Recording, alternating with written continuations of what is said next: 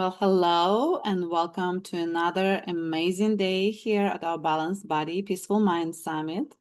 I have a treat for you today. So we are meeting Miss Alicia Connor. So she is an amazing person. She changed so many lives on her path, and she's a registered dietitian, nutritionist, a chef, and founder of Quick and Delish Life. After starting her career in San Francisco's fine dining scene, Alicia's journey shifted once she experienced hereditary vision loss. Today, she empowers people to make sustainable lifestyle changes through personalized nutrition, meal planning, and practical tools to reduce stress and support overall well-being.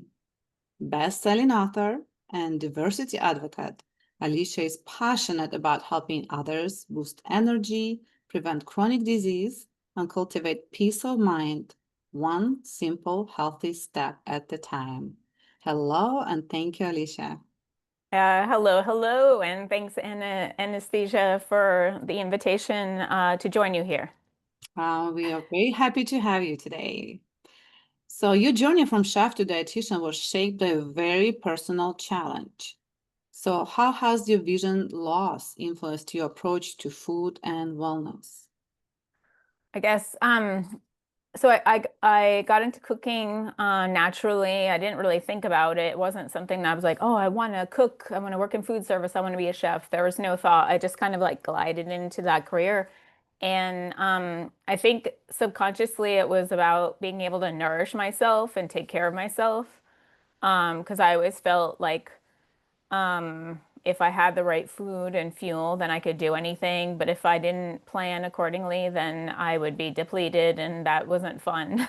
Mm. And so, yeah, when I was 17, I got like my first pair of glasses because it was taking me a little bit longer to read the highway signs. And so I got my first pair of glasses, and I remember the optometrist who fixed me with glasses. His face, who knows what his face was really about, but for me, my perception of his face was like, I don't know if these do anything for you. But I was 17, and off I was with the first pair of glasses. And my mom wore glasses. And so, like, I don't know, it didn't really seem like a strange thing or anything. It was just the next thing to do. And I was driving. And then when I was 19, just a couple years later, I was in college and I went to get my next pair of glasses because that seems like the logical step to keep up with um, making sure the glasses work to Mhm. see better. And that optometrist was different. She was special. And I was living in Rhode Island at the time. And she was like, I can't correct you. And I was like, I don't know what that means. And so she sent me that day, dilated, to the Rhode Island Eye Institute. And that day, in the winter, and it was snowy, and have you been dilated before? No, but I know my patients were Oh dilated. yeah. It's You not very like don't pleasant want any of the experience. light in. Yeah. Mhm. So it was like snowy and bright, and I had like the janky sunglasses.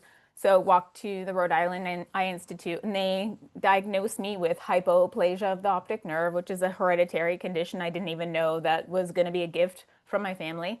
And so I was able to drive at that time, and I could see fine. I always was a person that sat in the front row of classes. And so I think it was like just a characteristic of wanting to pay attention. But so I was told at some point I would have to give up my driver's license, and that was all the information I had. So I was like, Wow. okay, I don't know what that's going to be like in the future. And so I was 19. And then just a year later, a good friend of mine called me up and asked me if I wanted to move from Boston or East Coast to San Francisco. And I had never visited San Francisco before. So moving here was my first time experiencing San Francisco. Mm. And so I said yes because it was one of those moments where we were going to drive cross country, and so it was my last drive. And so it felt important. Like sometimes life just gives us these gifts. Challenges. Yeah. Well, it was a gift to be able to drive cross country to Oh. experience that. And then in that process, I kind of like let go of my driver's license once I arrived in San Francisco. So I felt safe driving at that time.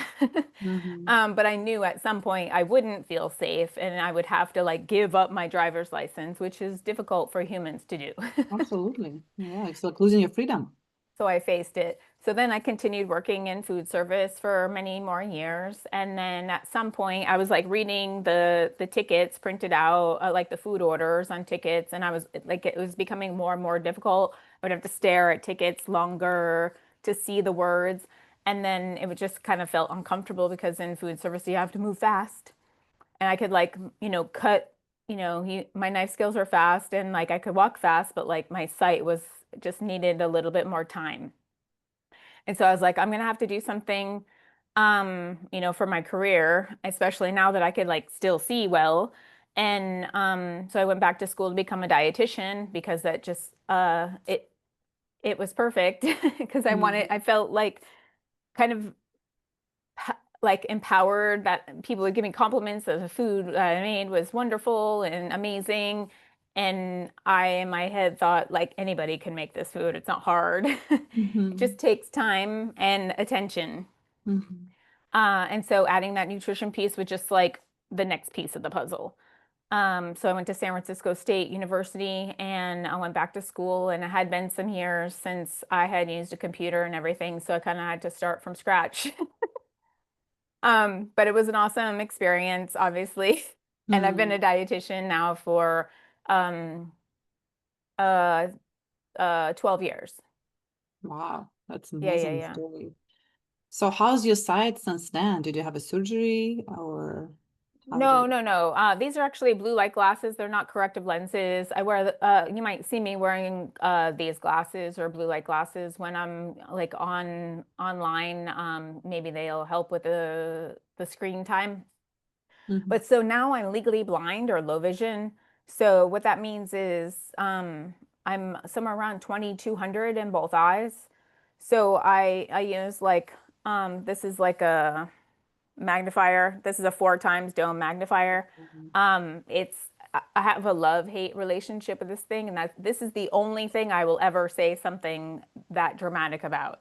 Like it's helpful, but not at the same time. Mm-hmm. Um, but I have them literally like this is my computer station. I have them at like the entryway of my door apartment, and then at each computer station or in my bag. It's how I use apps like Uber is in an inaccessible app, so I'll use that dome magnifier to read the app. Mm-hmm. And then I take pictures with my phone. I do ride a bicycle in San Francisco, um, uh, but I gave up my driver's license when I moved to San Francisco. And Mm. so, yeah, so I read mostly online, which I mean, technology is amazing.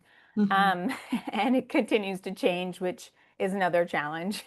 Mm-hmm. But yeah, if you were to meet me in person, which I have not yet, Mm-hmm. I you wouldn't I pull off like a sighted person. Like I don't walk with I'm not a white cane user. Um I might yeah, I mean you might see me look at something more closely than somebody else, but I pull off being a sighted person. That's what if you have vision like whatever, I guess normal vision. We don't really talk about vision in that way. People with Mm-hmm. vision loss, but there's sighted people, and then there's people within the spectrum of blindness or low vision. Mm-hmm. Wow, that's an amazing story. I'm sorry I had to go through that. So, But everybody has something. yes, absolutely. It's just amazing to have the attitude like you do. I think the attitude means a lot to people. So it's just, we're just very blessed to see people like you are, just motivation, very motivating for people who are even have a full sight, but they don't do anything with their life. And you just accomplished so much with so little. So it's just amazing. You're an amazing person. I'm very happy to have you here.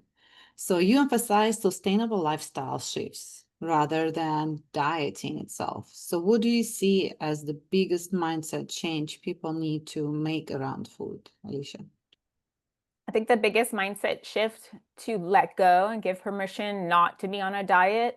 So the definition of like a diet is what you eat. That's Mhm. why, people have gone through the training, like a nutritionist or dietitian, we're called a dietitian. It's about the diet, what you eat. But how we use the word diet in our culture is like a temporary change of what we eat to achieve some sort of situation like weight loss. And so, it's more like the mindset shift that's most helpful at is that this life is a journey. And so if you want to focus on your health, focus on the system to be able to do that. Like your system, your process, Mhm. which is your journey. So instead of like the all or nothing, and I really think it's just conditioning that people decide, oh, I'm an all or nothing person, or that you can slow down and be intentional about what you're doing. And you can have burger and fries. You can have, some things that are not in the definition of healthy, within a week or something like that. But just being like taking a step back and looking at the big picture versus like, oh, I can't have this. It's more about how do you feel, and then how do you continue to want to feel so that you can do what you want to do long term. Mhm. So true. So true.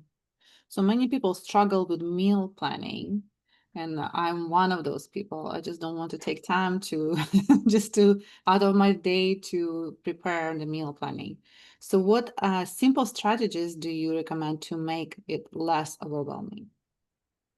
I think deciding that it doesn't take a lot of time is huge because I mean, if you looked at your everybody has 168 hours per week. Every human, every animal, every plant has 168 hours per week. And so if you look at your week and you'll find time because there's something you might be doing that's like just takes longer, like how you drive somewhere could include the grocery store instead of the fast food place. Mm-hmm. Or like how you drive home could include something like a quick stop to Trader Joe's or something like that. And Mm-hmm. so I think it's a lot like in our culture, there's a lot of like scarcity mindset. And Mm-hmm. some of the scarcity mindset is about time, not having enough time. But if we look at the big picture of our week, then there's usually going to be some time. And I Mm-hmm. also think it doesn't take as long as people think. Like you don't have to cook everything from scratch. Like that's kind of an absurd statement or Mm-hmm. concept. Some Mm-hmm. people like to cook, awesome. Some people like to make bone broth and their yogurt and their own personal chocolate chips. That's good for them. But for most people, it's just helpful to have like your default meals that take like 15 minutes to make. Mm-hmm. So, a couple examples of meals that are super easy. So like you could have like breakfast for any meal, right? Like eggs, potatoes, and vegetables, or frittata or something like that, right? Mm-hmm. Mm-hmm. Or like a shashuka. Um, that's another egg breakfast, or like huevos rancheros or something like that. So it Mm-hmm. feels like a little bit more like a hearty meal. Mm-hmm. Or I have this recipe called chicken salsa verde, and it's literally 4 ingredients. And on my YouTube channel, I think it's labeled something like 4 ingredients dumb to yum. And it's a pound of chicken. I don't care how, it doesn't matter how you acquire this chicken. It could be a rotisserie chicken, right? It could be chicken breast that's already cooked. It could be raw chicken, could be a whole chicken that you roast. It doesn't matter. So like a pound Mm-hmm. of chicken, a jar of salsa verde.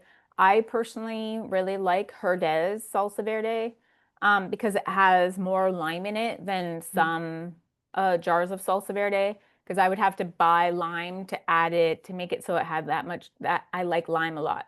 Mm-hmm. So I'm trying when I choose ingredients to add to the recipes, I think thoroughly about like the product and like ease of purchasing and like how to maximize your time. Mm-hmm. Mm-hmm. So the 4 ingredients: chicken, 2 cans of salsa verde, 2 cans of black beans, a jar of salsa verde, and then a red bell pepper. If you don't like red bell pepper, substitute something else. It doesn't really Mm-hmm. matter. Mhm. And so you cook that. Now you have like a filling for tacos or soup or stew or like it's a balanced meal on its own. And sure, Mhm. you could have like a tortilla with it or something else.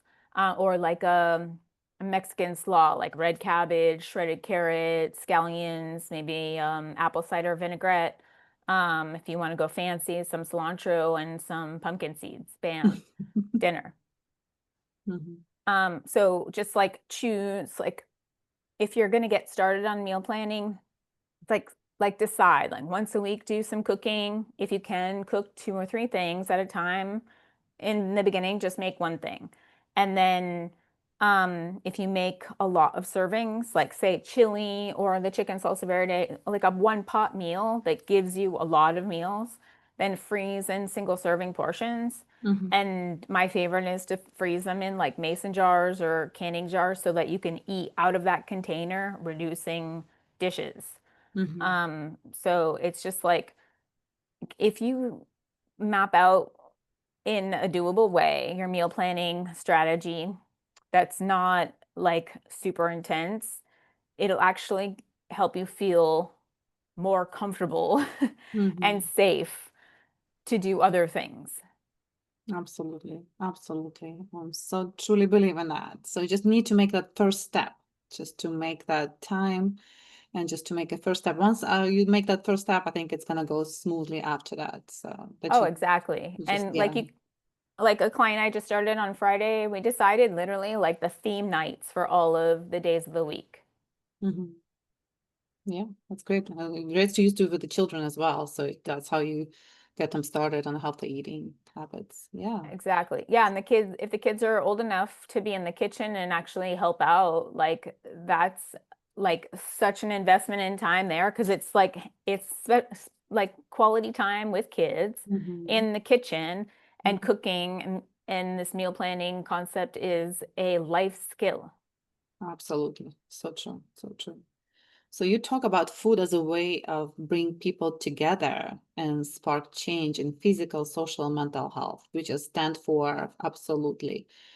So it's very common in Eastern European cultures and Italian culture, and look how healthy they are. So can you share an example of how you've seen this in your work, Alicia?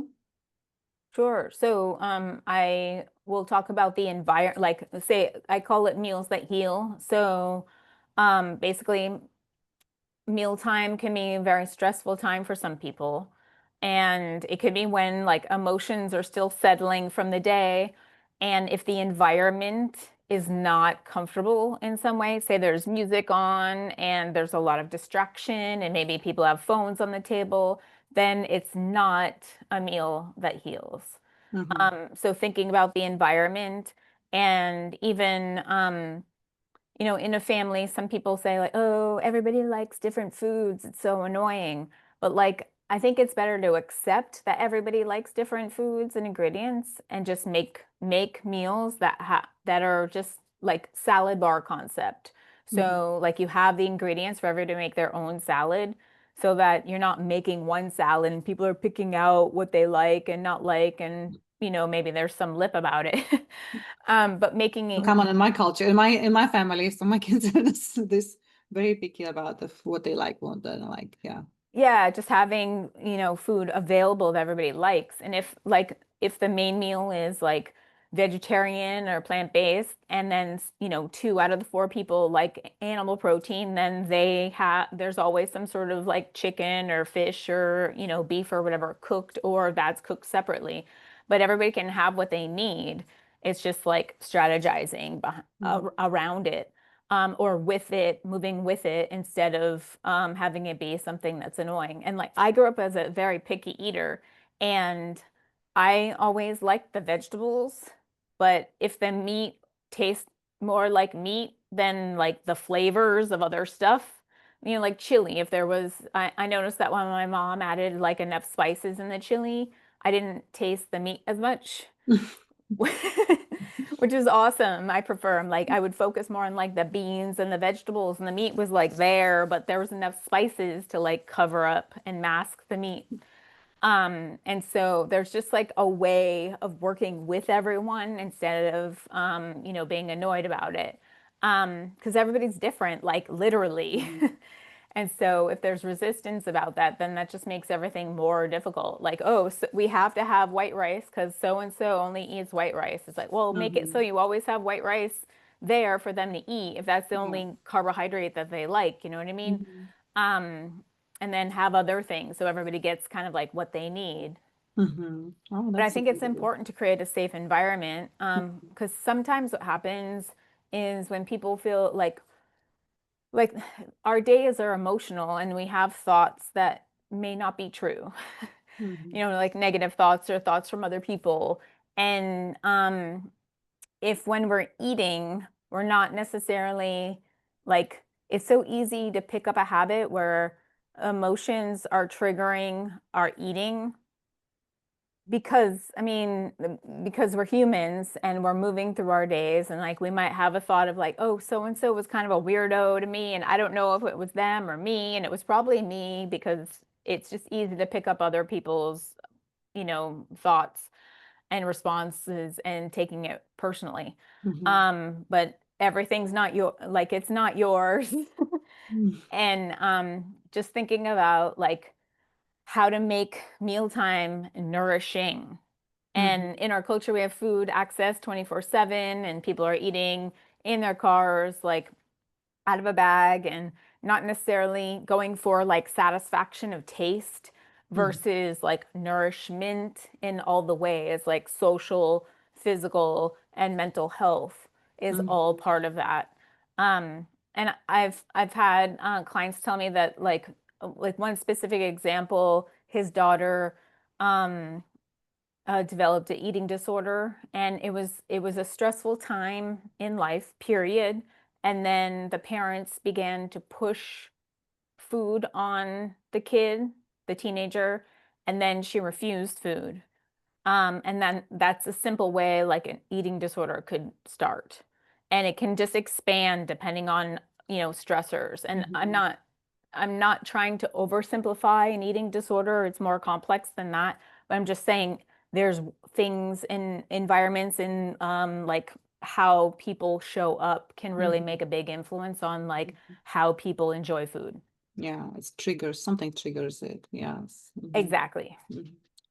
So for our audience today, what's the one practical step they can take this week to feel more confident and at peace with their eating habit? I think one single thing, I think it like if you just reflect on what's yours and what's not yours. Because I think oversimplifying something, like how you think about things, is the most important thought to think. Mhm. Because once you think like, oh, am I making this easy for myself? Ooh, I think that's the one thing. Okay, if you could, I encourage you Mhm. to think about how you can make your week ahead easier. Think, is this the easiest way I could do this? Could I make this even more easier? How could I make this, like, how can I simplify this? Whatever that is, like all week Mhm. long, and I'm pretty sure you'll have some more time. Mhm. So good. So good. That's such a good ideas. Thank you so much for sharing, Alicia. So, how can our listeners can find you and maybe some of the work that you do? Can you give us some ideas? Sure, sure. So my website is aliciaconnor.com. So my full name. And then you could schedule a free consult if you want through my website. And then if you go to YouTube and you type in quick ampersand Delish by Alicia Connor. I know it's long, but it is what it is. Mhm. If you type quick and delish, you're not going to get it. So you have to do quick and delish by Alicia Connor. Mhm. It might come up if you just put my name up, but there's simple recipes. I have one recipe that's a little bit more complex. It's a turkey burger recipe. The app actually has been described as better than Oprah Winfrey's favorite Wow. turkey burger. Wow. I'm looking forward to try that one. Exactly. So yeah, I'm on Instagram. Instagram is quick_delish, and then I'm on Facebook too. Oh, that's great. Great to know. And I know we're going to be sharing some free gift that Alicia shared with us graciously. So we're going to be sending that with her email that we're going to coming out in a couple of days. Well, thank you so much, Alicia. Thank you for taking the time to meet with us today. And it was a pleasure to have you here. And you have an amazing day. You're welcome. A pleasure. Cheers to everyone. Thank you so much. Have a great day. Thank you.